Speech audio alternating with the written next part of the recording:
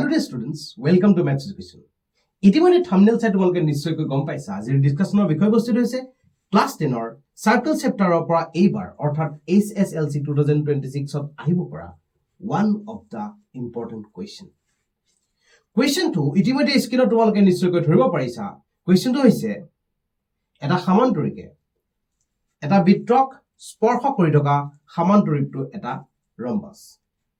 A parallelogram circumscribing a circle is a rhombus. এই কোৱেশ্যনটো solve কৰিবৰ ক্ষেত্ৰত আমাৰ একেবাৰে প্ৰথম কামটো হৈছে এটা সাৰ্কেলৰ কথা আমাৰ যেহেতু কোৱা হৈছে ফাৰ্স্ট কামটো আমি এটা সাৰ্কেল কনস্ট্ৰাক্ট কৰিলো. গতিকে আমাৰ কামটো এইটোৱে এটা সাৰ্কেল যেহেতু অঙ্কন কৰিব লাগিব গতিকে ইয়াতে মই তোমালোকৰ বাবে আঁকি দিছো এটা সাৰ্কেল এটা বৃত্তৰ কথা কোৱা হৈছে. বৃত্তটো এনেদৰে আঁকিব দিছে যে বৃত্তটোক স্পৰ্শ কৰি থাকিব. কিহে স্পৰ্শ কৰিব লাগিব? এটা সমান্তৰিকে. এটা বৃত্তক স্পৰ্শ কৰি থকা সমান্তৰিকটো এটা ৰম্বাস বুলি আমি প্ৰুফ কৰিব লাগে. এইটো হৈছে আমাৰ আজিৰ এই কোৱেশ্যনটোৰ মূল টাৰ্গেটটো. তো আমি অঙ্কন কৰিলো আমাৰ বাবে A B C D এটা সমান্তৰিক. এই সমান্তৰিকটো স্পৰ্শ কৰি থকা বৃত্তটোৰ কেন্দ্ৰটো O নাম দিছো আৰু বাহুবিলাকক স্পৰ্শ কৰা বিন্দুবোৰৰ নাম দিছো P Q R S. এতিয়া ABCD আমাৰ বাবে এটা সমান্তৰিক যিয়ে C of OR বৃত্তক ক্ৰমে P Q R S বিন্দুত স্পৰ্শ কৰি আছে. গতিকে তোমালোকে কি বুলি লিখিবা? বিশেষ সূত্ৰত খুব সুন্দৰকৈ লিখিলো তোমালোকে. ধৰা হল ABCD সমান্তৰিকে C of OR বৃত্তক ক্ৰমে P Q R আৰু S বিন্দুত স্পৰ্শ কৰিছে. ইয়াৰ পিছত আমাৰ কামটো হৈছে প্ৰমাণ কৰিব লাগে কি? আমাৰ টাৰ্গেট আমি কি কৰিব বিচাৰিছো? প্ৰমাণ কৰিব লাগে. কি কৰিম আমি প্ৰমাণ? প্ৰমাণ কৰিব লাগে যে আমাৰ টাৰ্গেট ABCD যেটো আমি এটা সমান্তৰিক বুলি কৈছিলো আমি প্ৰমাণ কৰিব লাগে ABCD এটা ৰম্বাস. আমাৰ মূল টাৰ্গেটটো হৈছে আমি যেটো সমান্তৰিক অঙ্কন কৰিছিলো সেই সমান্তৰিকটো এটা ৰম্বাস বুলি প্ৰুফ কৰাটো হৈছে আমাৰ মূল টাৰ্গেট. এতিয়া একেবাৰে বেসিক কথাটো আমি যদি চাও যে এই বৃত্তটোৰ ক্ষেত্ৰত আমি দেখিছো A নামৰ বিন্দুটোৰ পৰা বৃত্তটোলৈ APAS দুডাল স্পৰ্শক. আমি শিকি আহিছো থিওৰেম 10.2 যেটো আমি শিকিছিলো তাত কোৱা হৈছে যে বৃত্তৰ বহিঃবিন্দুৰ পৰা বৃত্তলৈ টনা স্পৰ্শকবোৰৰ দৈৰ্ঘ্য সমান. গতিকে ইয়াত আমি ডাইৰেক্টলি ক'ব পৰা হলো এইখিনিতে আমি ক'ব পাৰো প্ৰমাণত আমি ক্লিয়াৰলি ক'ব পাৰো যে আমি জানো এই বাক্যটো তোমালোকে লিখি লবা আমি জানো যে বৃত্তৰ তোমালোকে লিখিবা বৃত্তৰ বহিঃবিন্দুৰ পৰা এনেকৈ লিখিবা বৃত্তৰ বহিঃবিন্দুৰ পৰা বৃত্তলৈ টনা স্পৰ্শকবোৰৰ দৈৰ্ঘ্য সমান. এই বাক্যটো লিখি লবা বৃত্তৰ বহিঃবিন্দুৰ পৰা বৃত্তলৈ টনা স্পৰ্শকবোৰৰ দৈৰ্ঘ্য সমান. সেয়েহে এই বাক্যটো শেষ হোৱাৰ পিছত তোমালোকে এনেদৰে লিখিবা সেয়েহে যদি কথাটো হয় তেতিয়াহলে আমি ক'ব পৰা হলো যে AP is equal to AS. A বাবে A নামৰ বিন্দুটোৰ বাবে আমি বিবেচনা কৰিছো AP is equal to AS. একেদৰে B বিন্দুৰ পৰা যদি আমি ইমাজিন কৰো তেতিয়াহলে ক'ব পাৰো BP is equal to BQ. B ৰ বাবে B নামৰ বিন্দুটোৰ বাবে আমি এনেদৰে ক'ব পৰা হলো 2 নম্বৰত আমি দিলো. তাৰ পিছত C নামৰ বিন্দুটোৰ বাবে আমি ক'ব পাৰো CQ equal to CR কাৰ বাবে? C ৰ বাবে. C ৰ বাবে আমি এনেদৰে ক'লো এটা 3 নম্বৰ.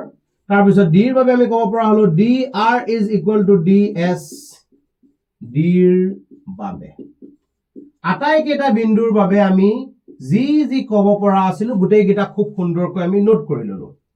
এতিয়া একেবাৰে প্ৰথম আমি যদি চাও যে যেহেতু আমাৰ বাবে ABCD টো এটা সমান্তৰিক গতিকে সমান্তৰিকৰ এটা কথা মূলতে আমি জানো যে সমান্তৰিক এটাৰ বিপৰীত বাহুবোৰৰ দৈৰ্ঘ্য সমান সমান. এতিয়া সমান্তৰিক আৰু ৰম্বাস এই কোৱেশ্যনটোত আমি খুবেই গুৰুত্ব দিব লগা কথাটো এইটোৱে যে এটা সমান্তৰিক আৰু এটা ৰম্বাসৰ মাজৰ মূল পাৰ্থক্যটো কি? এটা সামান্তৰিক আৰু ৰম্বাছৰ মূল পাৰ্থক্যটো হৈছে ৰম্বাছৰ আটাইবোৰ বাহুৰ দৈৰ্ঘ্য সমান হ'ব লাগে আৰু সামান্তৰিকৰ বিপৰীত বাহুবোৰ সমান হ'লেই হয় অৰ্থাৎ AB ৰ লগত DC সমান হয় যেহেতু সি এটা সামান্তৰিক কিন্তু আমি যদি কিবা কাৰণত প্ৰুফ কৰিব পাৰো যে AB আৰু BC সমান তেতিয়া হলে আমি কি ক'ব পাৰিম ABC টো আমাৰ বাবে এটা ৰম্বাস গতিকে আমাৰ এই টাৰ্গেটৰ বাবে আমি এতিয়া আগবাঢ়িম এতিয়া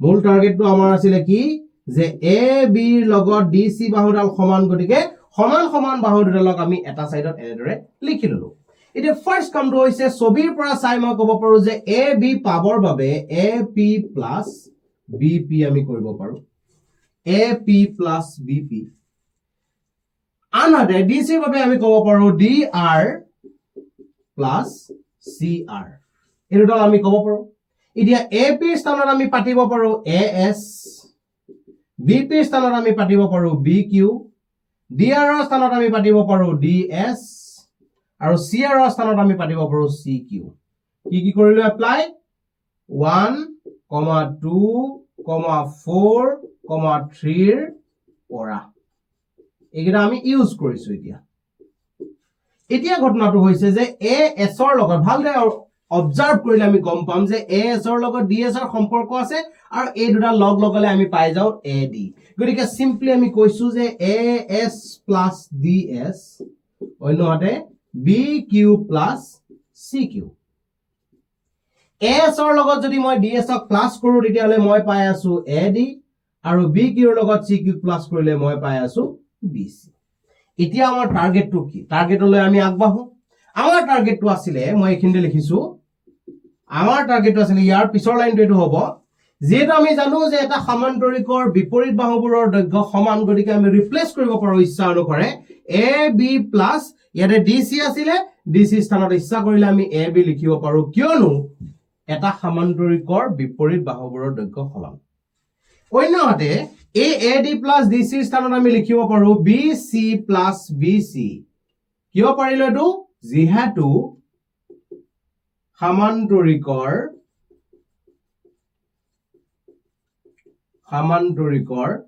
বিপৰীত বাহুবোৰ সমান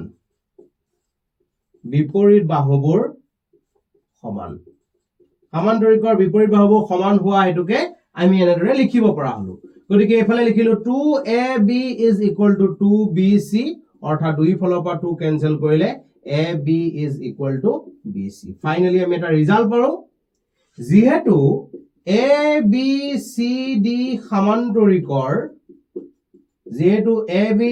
সামান্তৰিকৰ AB equal to BC সেয়ে ABCD এটা ৰম্বাস